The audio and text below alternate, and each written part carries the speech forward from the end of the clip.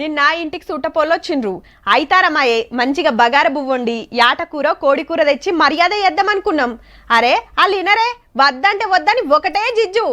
ఏది ఉంటే అది వేసుకొని తింటాం, బయటికేం పోతారు, వండేటోరకు ఆలస్యమైతుంది, వద్దు వద్దు అనబట్టిండ్రు.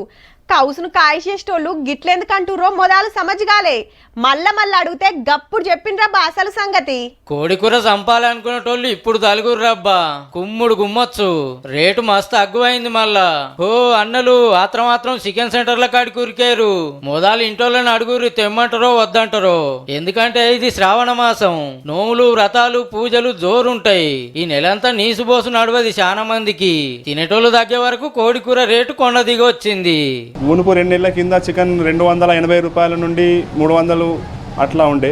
ఈ 160 రూపాయలు కాగానే శ్రావణ మాసం చాలా తగ్గిపోయింది. శ్రావణం అనేది బాగా మందికి భక్తి ఎక్కువ అయినట్టున్నది, వ్యాపారం మీద బాగా ఎఫెక్ట్ పడుతుంది. మొన్నటిదాకా ఎండలు చేయబట్టికే కోళ్లు జాలక రేట్లు పెరిగినాయి. ఇప్పుడేమో మాల్ మస్తుకున్నా ధరలు పడిపోయే వరకు చికెన్ సెంటర్ ఓనర్లు ఈగలు చూపే కథ అవుతుంది. పబ్లిక్ తింటారు, బయట తింటారు, లోపల అనేది తినరు, అది బయట. మటన్ కు కూడా డిమాండ్ దిగింది కానీ రేట్ అయితే కన్నా తగ్గలే. మార్కెట్ల కూరగాయలు కూడా పిటాన పిరం ఉన్నాయి. శ్రావణ మాసం బట్టనోళ్ళు ఇంత చికెన్ తెచ్చుకొని తిన్నది నయం పోర్రి.